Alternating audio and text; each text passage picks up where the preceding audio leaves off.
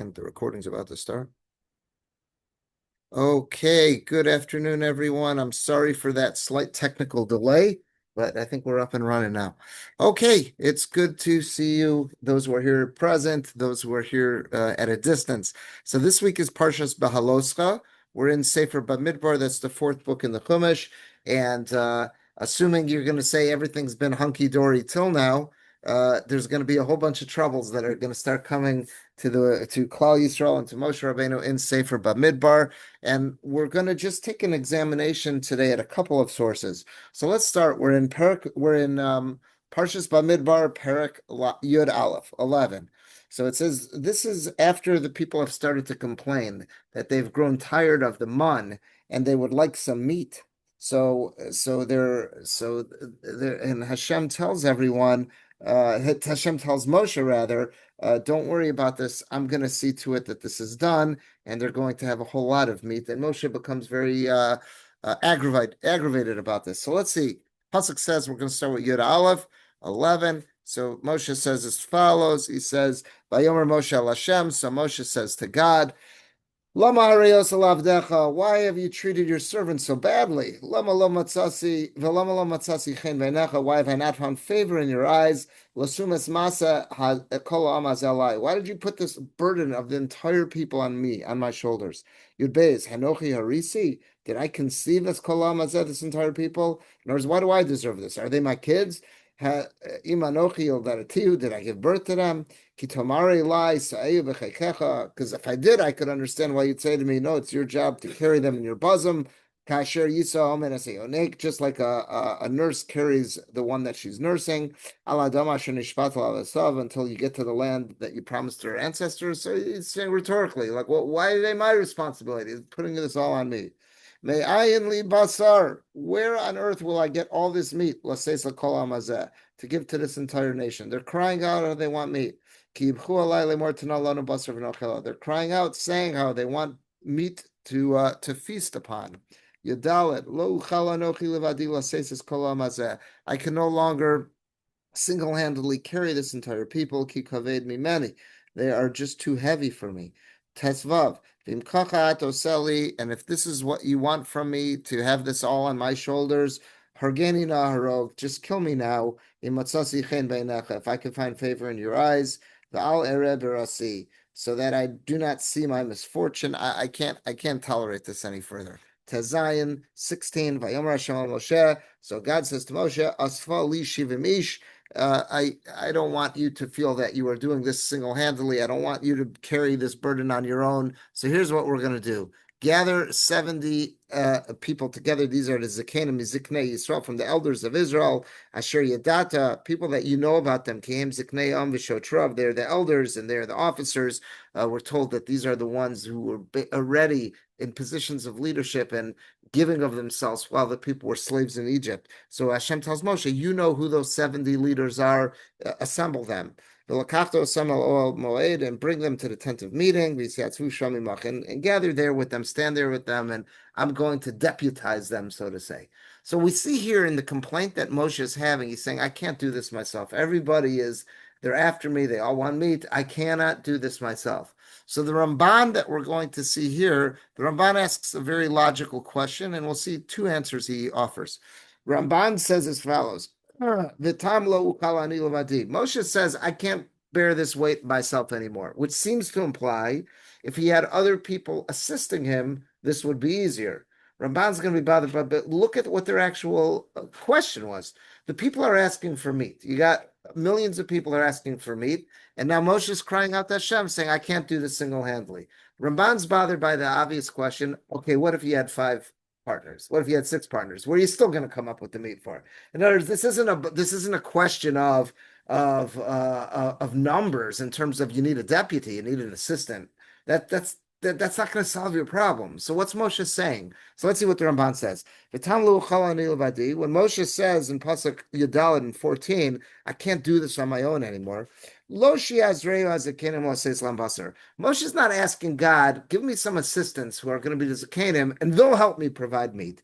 Where are they going to get meat from? It's not like they're all coming with a big chest freezer out of their garage and say, the co-op just arrived and I've got meat for you. What what is assistance going to help with this complaint? So that can't be what Moshe is saying.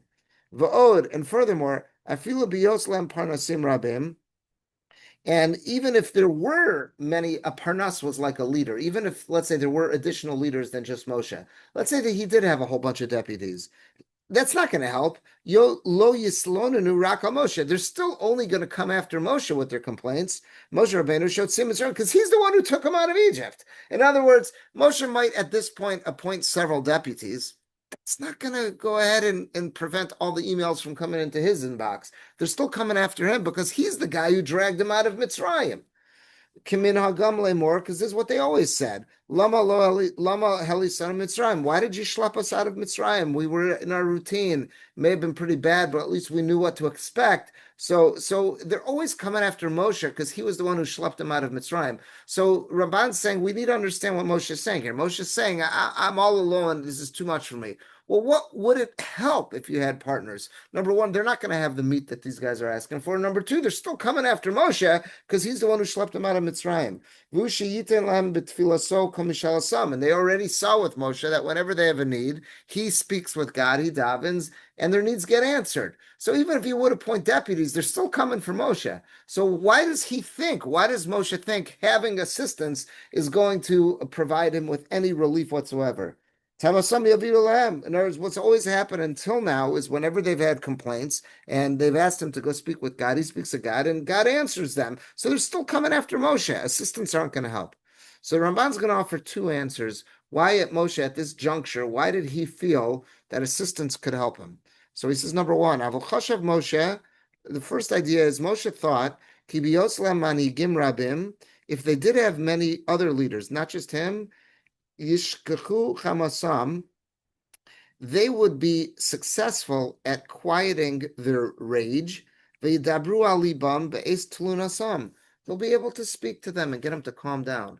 Because number one, you're right, it's not about answering their questions. When people are filled with rage, we've all had this in our life. When people are coming yelling at us, sometimes they just need to be spoken to nicely. They got to it's not about what they're saying. There's something else that's going on. And Moshe's saying, if I had some assistance, I could get to this. One guy, I can't speak to this many people and be the peacemaker. Yeah, right. It's not about providing them with the meat because that's not what's really going on. There's something else happening here. And if it's just me, I don't have time to have all those conversations. But if I had some assistance, now we can get this done as a team. That's a very important lesson because we oftentimes make that mistake of thinking when someone's in our face and they're talking to us that it's about that issue that they're being all loud about. It's oftentimes not. It's oftentimes, even if I can't provide them with what they're asking for, but if I could be a listening ear and if I could just speak to them and find out what's really bothering them, we can get to the bottom of this. So that's Ramban's first answer. This was not about providing them with a steak dinner. There's something else going on, but it's going to take a lot of talk, a lot of listening, and a lot of conversations. And Moshe's saying, I can't do that on my own, but with some assistance, we can knock this off. So that's a very important thing the Ramban's telling us. Number two, the Avshar, there's another answer. Ki kasher yisnabu zakanim. If you do deputize these zakanim and give them the ability to have some nevuah and let the people see that they have nevuah, so now I'm not the only navi. Let them see that you've rested some of your spirit upon them. Now the people will see that they are believed to be Nevi'im and they wear that title honestly. Lo yisasu kulam al Moshe. Now they're no longer going to all gang up on me. They'll ask them as well. So the Ramban's answering his questions with two different answers. Ramban's, again, what was his question? He wanted to know, Moshe was saying that I need some help. I can't do this myself. But if you just do, what would it help having others? They want meat. How are the others going to come up with meat? And number two, they're still coming after you because you're the one who schlepped them out of Mitzrayim. So Ramban's saying there's two answers to this question. Answer number one, it's not always about providing what people are asking for. Oftentimes people are screaming, but what they're asking for is not the real issue. But that's going to take time. It's going to take conversation, listening, talking, dialogue. I don't have that enough time for that. But with some assistance, we can be productive. And answer number two is, yeah, they're not going to just come after Moshe if you can deputize them not just to be my assistants, but give them the power of nevuah. Because if the people recognize that these people have nevuah, that they could also be conduits to speak with HaKadosh Baruch Hu, now they don't always have to come after me. Now they could speak to them as well. So these are two ways that the Ramban's answering this question. I thought these are very good answers to this question. Excellent question and two very good answers. Let's take a look at on that first answer that said, that it takes sometimes a lot of listening and a lot of conversation, and we could accomplish far more than we could have if we just tried to address the initial issue. I saw a beautiful story, and I want to share this with you. My brother-in-law, Shlomo, in New York, a while ago, he gave me a gift. He works at a yeshiva in Far Rockaway, and it's called Divrei Torah. It's a very large yeshiva. It's a boys' yeshiva. I think it goes from kindergarten through kollel, and it's a very, very large place. It kept growing. They kept having to expand the building, build a new building, a very, very large place. And it's being led by a Rabbi Yaakov Bender, who's seen as being a very sought after person for his advice and for his wisdom in terms of educational issues. So I don't remember how long ago it was. Well, this was just printed in 2023, so it must have been within the last 2 years. My brother-in-law gave me a gift. He gave me Art Scroll had published Rabbi Yaakov Bender on Chumash. This was the second volume, so I don't have the first volume, but this was the second volume. And I was looking at this in Parshas Beha'alosecha, and look at this beautiful story Rabbi Bender brings down about his brother. He had a brother named Rabbi Michael Bender, who served as a rabbi at a yeshiva in Stamford, Connecticut for many years. He passed away, I believe. But look at this beautiful story he has about him. One Shabbos afternoon, a car broke down near the Stamford yeshiva. The driver came into the nearby yeshiva building for help. And so, as so often happened, it was my brother, the mashgiach, who welcomed him. My brother, Rabbi Michal, immediately realized he was talking to a Yid, to a fellow Jew. In other words, here was this guy whose car broke down. It's on Shabbos, and he's asking for assistance. And he quickly realizes, I don't know if he was dropping some hints, some code words, whatever it was, he quickly realized this is another Jew. Although the driver had little idea of what it entailed to be Jewish. Rabbi Michal did not help him, but he also didn't apologize and say, sorry, I cannot do very much right now. Instead, he warmly said, I very much want to help, and I will help you later tonight once it's permitted. In the meantime, why don't you join me for some conversation and refreshments? Make yourself at home. So it's Shabbos afternoon. So he says, the guest came in and joined my brother for Shalosh Shudas. He ate, he listened, and he was listened to. That night after Havdalah, my brother helped him restart the car, and he drove off happily, only to return to yeshiva a few days later, eager to learn more Torah with my brother. He would eventually become Shomer Torah mitzvos, drawn by the light of Torah and Yiddishkeit, and by the kindness and warmth of my brother. My brother was only 72 years old when he was suddenly niftar, when he passed away. But what a zaken, what a true elder he was. This is what the Ramban means. He's talking about our Ramban here. A person is often hungry, like these guys are claiming that they want meat. A person's often hungry, and they think that they're craving food, but they might be yearning for something different. The zaken, the wise, compassionate leader, knows how to listen and then how to best fill that hunger. Klal Yisrael is blessed with zakanim, allowing all of us to thrive. That's a beautiful story. But I think what that tells us is that don't be so quick just to assume that what a person is demanding is what they really need. Listen, careful, talk, show some warmth, and we might get a lot more accomplished than we thought. So I thought that was a beautiful story, and that really relates to that Ramban's first answer. All right, let's take a look at a next source. This is later in that parak. Later in that parak, we said that again, Moshe had assembled, put together these shivim ish, these zakenim, and they're going to be deputized, and they're going to get some degree of nevuah. They're going to get some degree of prophecy is going to be granted to them. And again, as Ramban pointed out, that'll be a massive help to Moshe, because now the Klal Yisrael sees, the Jewish people sees that these other leaders aren't just carrying deputy badges, but they actually have skills in prophecy. When they have issues, they'll go to them. They're not going to all run on Moshe, and it'll definitely take a lot of weight off his shoulders. So the pasuk says in Chafei, "Vayered Hashem ba'anan," God descends in a cloud of glory. Vayidaber elav Vayatzel min haruach. He speaks to Moshe and he gives off some from his spirit. Asher alav. In other words, he increased the amount of spiritual power that he was giving to Moshe, so now it overflows onto the others. Vayiten al shivim ish hazakanim. So now it overflows from Moshe onto the 70 elders.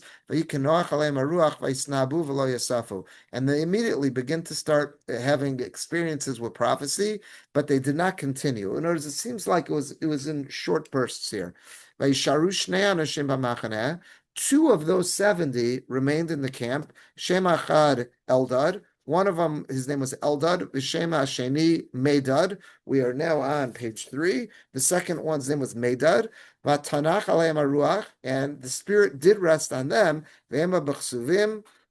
They were among those who were written above, meaning part of the 70.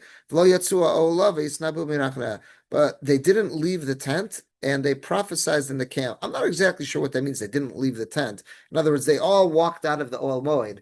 I can't imagine two of them were allowed to stay there if they all had to leave. So I don't. I'd have to look into what that means. Chav Zayin. So these guys, meaning after the experience, whereas the other 68, it seems like it was short bursts of prophecy. These kept going. 27, Vayaretz Hanar. So a lad, we're not told in the pasuk who he is. Rashi, I believe, says it was Gershom, one of Moshe's sons. Vayaretz Hanar vayageh Moshe. A lad comes and runs to Moshe, saying, Vayomar, and he says, Eldad umeidad misnabim b'machaneh. You should know it's a little bit of a disrespect to you, but Eldad and Meidad, they're out publicly in the camp, and they're issuing prophecy. Ches 28. Immediately, Moshe's loyal student Yoshua hears this. Vayan Yoshua, so Yoshua responds. Vayan Yoshua benun misharis Moshe. The attendant of Moshe, this loyal student Yoshua, hears this report that Eldad and Medad are out there in the camp prophesying. It seems to be some kind of a slight to Moshe's honor. Mibachurav, he was one of the youth that I guess Moshe would study with. Vayomar, and he says, Adoni Moshe kilaim. Master Moshe, I think you should imprison them. Chavtes 29. And how does Moshe respond? Moshe basically laughs and he says, Halavai Viter. He says, Vayomer Moshe Hamekanei Tali. He's amused. He says to Yoshua, he says, look at this. You're being very zealous for my sake. Umi yitain kola Hashem nevim. If only God Halavai, all of Klal Yisrael should be blessed with prophecy. Kitain Hashem esrucha aleim. He should rest his spirit on them, and I will not be jealous at all. I don't need to be the only prophet. I would be more than happy if there was plenty of prophets amongst Klal Yisrael. The difference between this and what Yisro told Moshe to do with Mishpatim, like to have judges. So what's the difference? In other words, he already knew about delegating, and correct. So he just didn't utilize it for the. So it sounds like he's got judges out there who he's taught halacha to, and they're going to settle disputes. But now, when people have disputes either with God, like they're coming to Moshe because you're the one with the direct conduit. Those are my legal experts, but I'm not going to them when I got a complaint with God that I need meat. So that's what's going on now. It just doesn't seem like it's a new idea. Yeah, it seems like it sounds like he got a lot of weight off his shoulders in terms of answering halacha questions. So halacha questions, we took care of that with the system that was set up in Parsha Yisro. But now we got a different issue. We got all the people, the complaint department and stuff. They're still coming after Moshe, and that's where he says, I need help with this too, and that's where he gets these 70 elders. I need help. It worked out so well the first time. It could be, but he only expresses it here when they gang up on him about the meat, so maybe until this point, it hadn't gotten so bad. It was a manageable volume of people who were seeking his intervention. This is just unbelievable. You got this many people, a whole nation crying out for steaks. This is overwhelming at this point. Good question. All right, so let's see.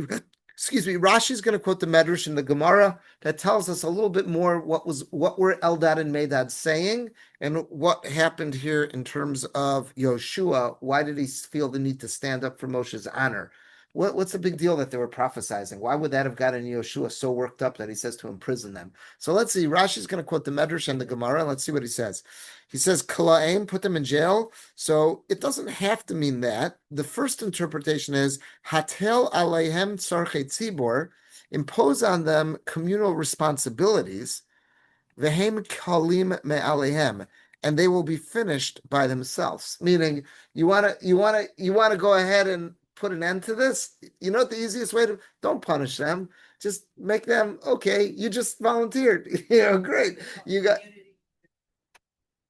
Instead of jail time, give them. right, community service, exactly. So basically, give them community service. They'll get a taste of what you, Moshe, have to deal with, and that'll shut them up fast. They're not going to say we want to be prophets any longer. They're going to say we want to just go back to being regular citizens. We don't need this. So that's the first idea of kila'im. Kila'im meant finish them off. How are you going to finish them off? You'll finish them off by making them communal servants. They'll be so overwhelmed of what does it mean to carry the burden of being a communal servant that they're not going to want this to be prophets anymore, and this will all come to an end. That's his first interpretation. Second interpretation, davar acher, another way to understand the word kilaim, davar acher, tenem el beis hakela, put them in prison. Why? Why did they deserve to be imprisoned? Lefi shayu misnabim, because what was the particular prophecy that they were saying? They were saying, Moshe Mace, that we just had a vision, we just have, through our prophecy, that Moshe is going to pass away. V'Yoshua machnes es Yisrael aretz. It's going to be Yoshua who's going to take them into the land of Israel. And now it understands why Yoshua stands up for his Rabbi's honor. He's saying that's incredibly chutzpah. How can you be saying this and sharing this with the masses? Again, the incident of the hitting the rock hasn't occurred yet, so it's not like this was public knowledge. They had a window into. They didn't know exactly what was going to go down, but they know that they were given the insight that Moshe is going to not be allowed to go into Israel. He's going to die in the wilderness. Yeshua is going to take them in. Yeshua's taken aback by this, and he says they need to be punished for this. Put them in prison. That's what Yeshua says. Let's take a look at the Sifsei Chachamim. The Sifsei Chachamim is a super commentary on Rashi. And let's see what he says. He's going on the first explanation of Rashi. The first explanation of Rashi was finish them off. How are you going to finish them off? Make them into public servants, and then you'll see they're not gonna want this prophecy anymore. So let's see what the Sifsei Chacham does. It's on the second line where it says shin at the beginning of the line. He says Ratzah Lomar. What does it mean when he says that Kalim Me'alehem? It'll end. It'll be finished. It means Kalim Me'alehem means Hanavua Kal Me'alehem. The prophecy will disappear.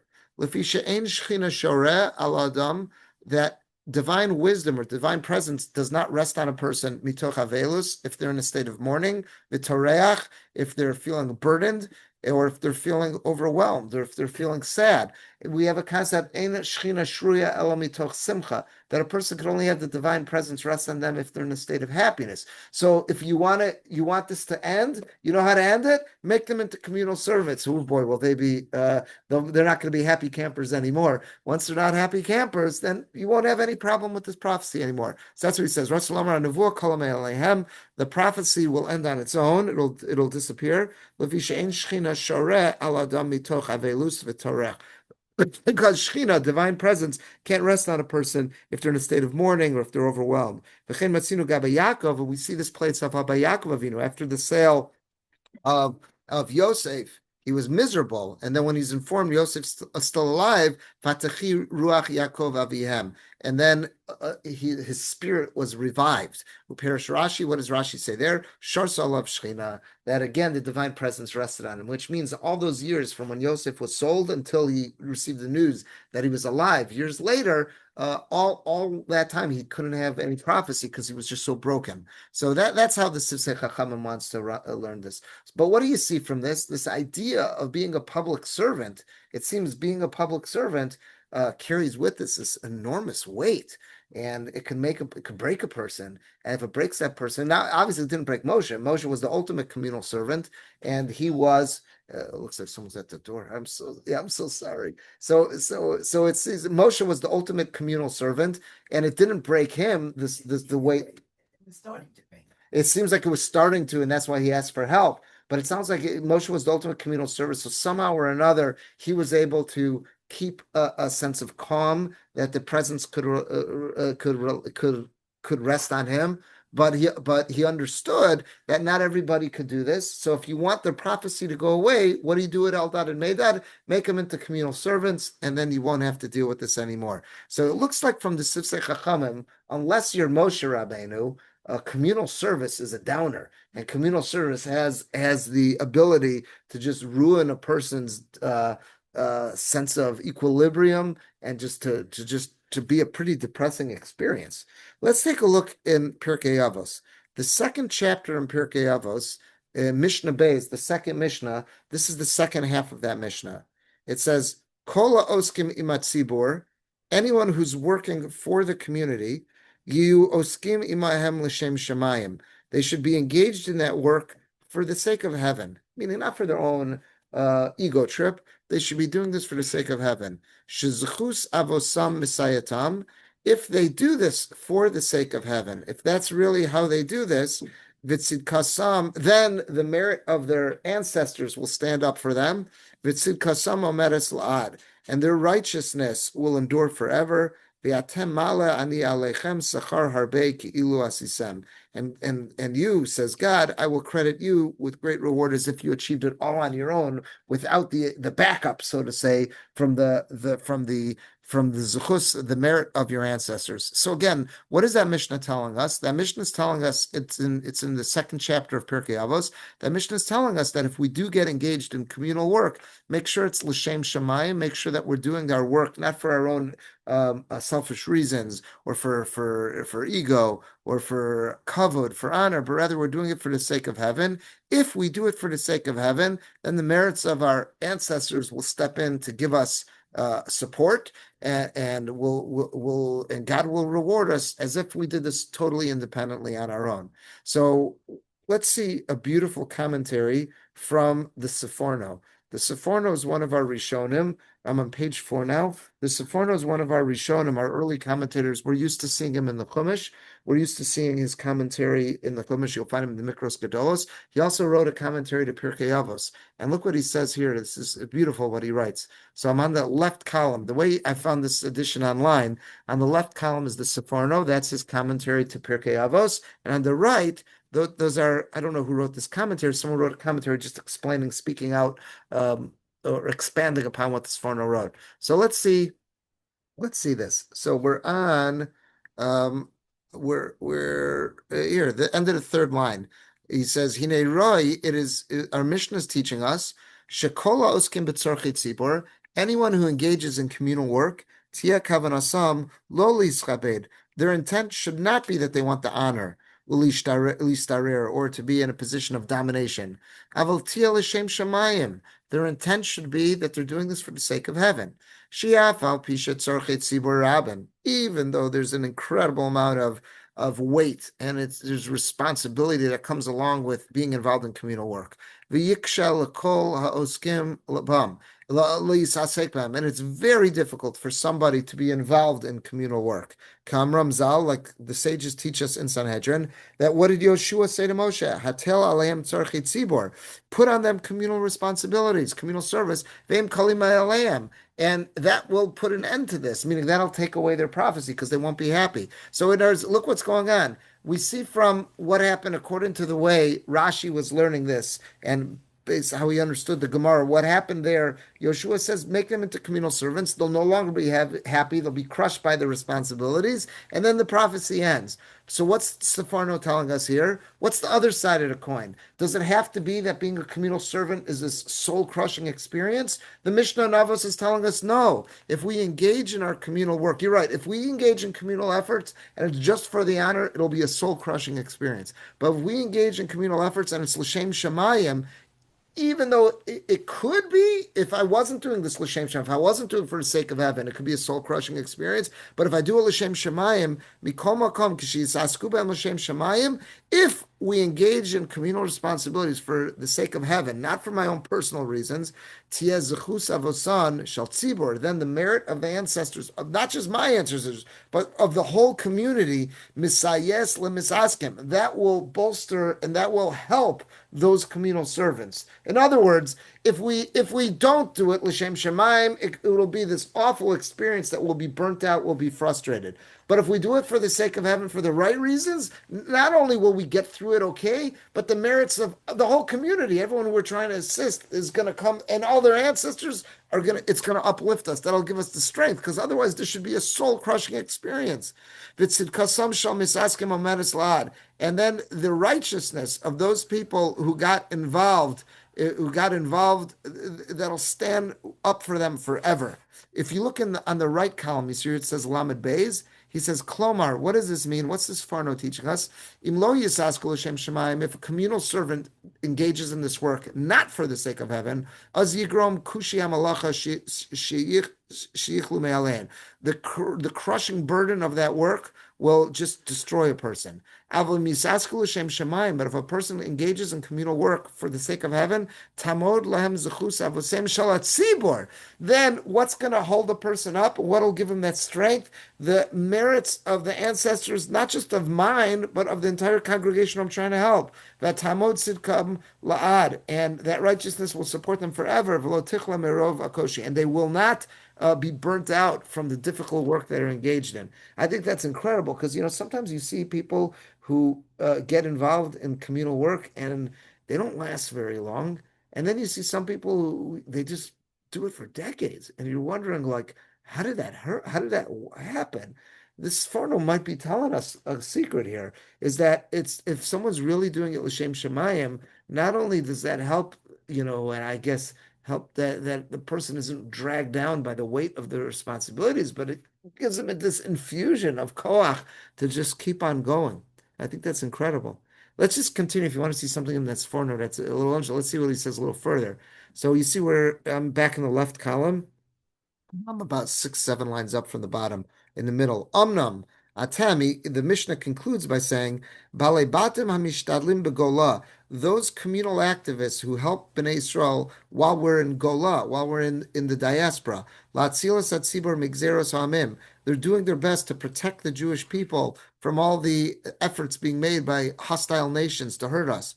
Gam shalapayim lo tasigu kolat sarich becharos apam banu. Even if they're not able to accomplish everything because Hashem's upset at us, so that's why they couldn't accomplish. But as long as they put in effort, mechashev ani aleichem, God says, I will consider it, Shatem ru'uyim lischar harbe, that you deserve much reward, ki'ilu asisem, as if you did accomplish your mission. V'asagasam es kol hatzorach l'sibur, and you accomplished everything that the community needed. So he's saying that if we are involved in something l'shem shemayim, Hashem says, I'm going to reward you, and that reward will last forever. What does he mean? Even if we don't get to accomplish everything we wanted to do. But as long as we did it faithfully and for the sake of heaven, and we gave it our all, God will consider it as if we did get the job done. So that's also an incredible, uplifting message, because there's people who could get burnt out saying, there's just as many people hurting today as there were yesterday. But the question to ask ourselves, but am I trying my best? If I'm trying my best, then that's what matters. And God will reward me as if I did accomplish everything that I set out to do. That's a very uplifting message. And that's how the Sforno is learning that Mishnah in Avos. Rabbi, Hello? excuse me. You kind of touched on this, and maybe you can just talk about it for a minute. If you're doing something for someone, and I try to think about this, I make sure that my motives are all good and pure. But list off some things like you said, like ego, pride, some things that a little checklist that you could go through mentally and know for sure that your motives are all pure and good, because we Okay, are let's human. maybe if we have time at the end, we'll get there, but we still want to do this. We want to make sure, as what the Sefarno said, is we're doing this for the sake of heaven, meaning I'm doing this for the right reasons to help out the community. I'm doing this for God's reasons, not for my own selfish ones. That's what the Sefarno said here. He said there, Right. Loli schabed, I'm not doing this for my own honor, or listarer, or to be in a position of authority, but means I'm doing this to really help the other party. That's what he says there. But maybe at the end, if we have time, we'll come back. Okay, so let's save that. All right, so I think this is a very important Sforno. I think it's important for anybody who's engaged in any type of communal work, and it doesn't have to be someone who's working as a full-time communal responsibility. It's not just for the rabbi, just for the teacher, just for the communal professional. We all volunteer, and sooner or later we get called upon to act in a position of volunteering.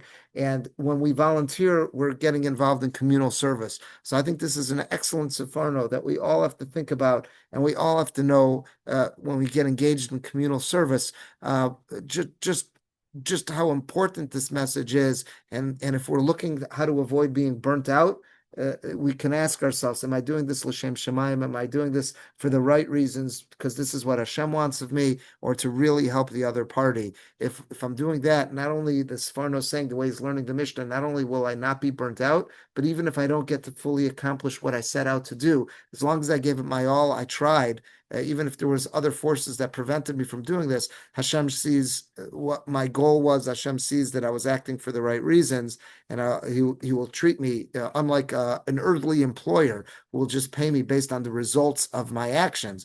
If I accomplish the job, I get paid. If not, I don't get paid. Hashem doesn't work that way. And as long as we intended to do what we wanted to, and it was for the right reasons, and it wasn't selfish, will be rewarded as if the mission was accomplished. I think that's a very important. All these messages of this Seforno are really important and could help us when we're feeling a bit down.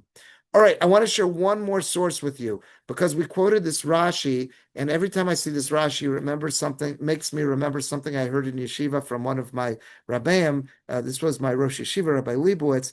I remember him speaking this out to us many times when I was in yeshiva, and I want to share this with you because it's a startling Rashi, and it's very easy to walk past it, but when we sit down and really look at this Rashi, it's kind of astonishing.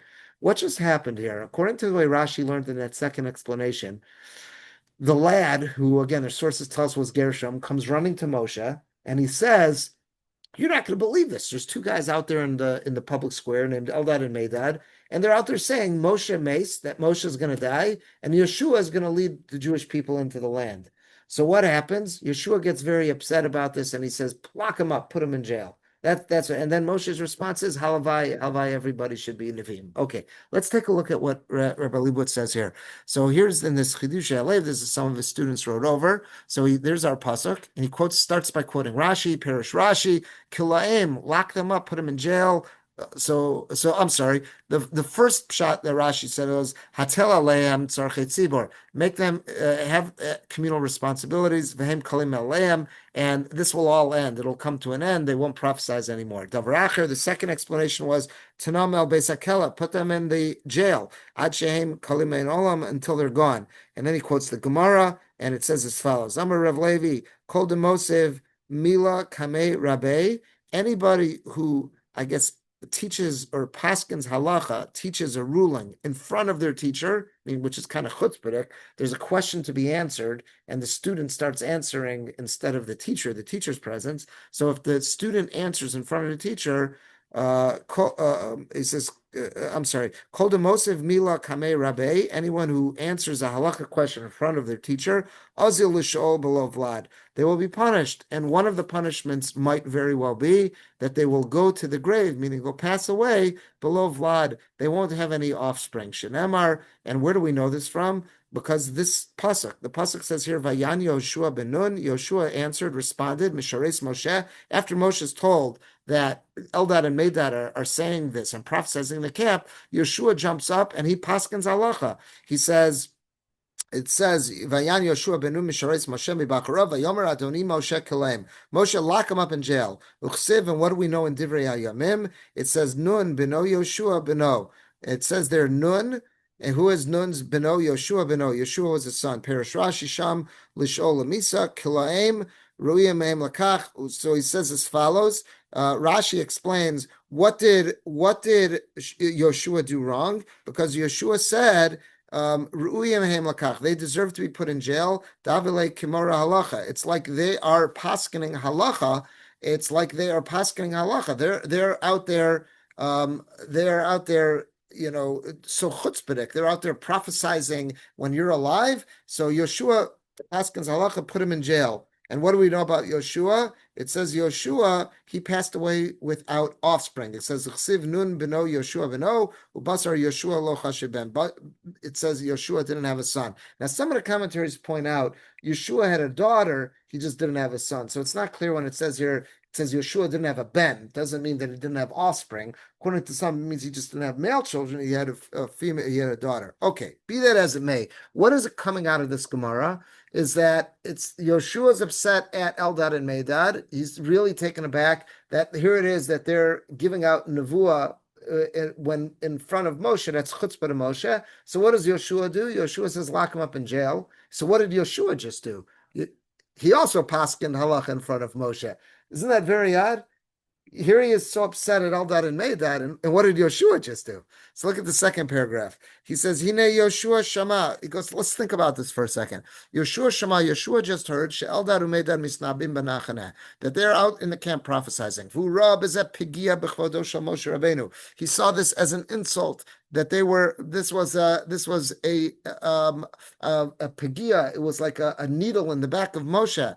Because of Rashi Berevin, what does Rashi write in Erevin? Yeshua Savar Shem Chayavin Misa. He really thought that these guys deserved to be put to death because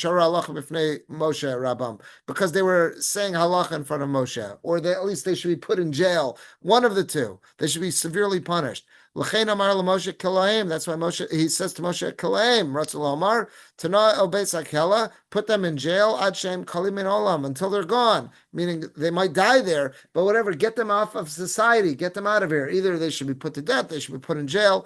Uvamira zu gufa, but by suggesting this to Moshe, Hora Yoshua halacha b'fnei Moshe Rabbo. He was now paskening the halacha. He was issuing a verdict in front of his teacher. V'nenash bonish chamor, and he was punished with a serious punishment. Shemes below zera, that he passed away without kids. It could either mean without kids or without any sons. The tema, the question is obvious. Ketzad kara, how did this happen? Shebo bizman, at the very same time, Shekpid Yoshua al kavod Rabbo, at the very same time that he's standing up for the honor of his Rebbe, Vitan she'eldad u'meidad chayav misa, and he thinks that the eldad and meidad deserve to be severely punished, mipnei shor halacha b'fnei Rabbam, because they are issuing halachic rulings in front of Moshe. Hu atzmo nichshal ba'oso aveira atzma. He messes up on the same thing that he's all mad at them about. Hare ba'oso rega, at the very moment, hu hergishes chomeres aveira. He clearly understands how bad it is laharos halacha b'fnei Rabbo, to paskin halacha in front of his teacher. And how could it be shu atzmo nichshal, that he himself messed up on the same thing? Tzarech lomar, what do you have to say? Shemach mas godol hakas. He got angry. When a person gets angry, all bets are off that they're acting with seichel hayashar anymore.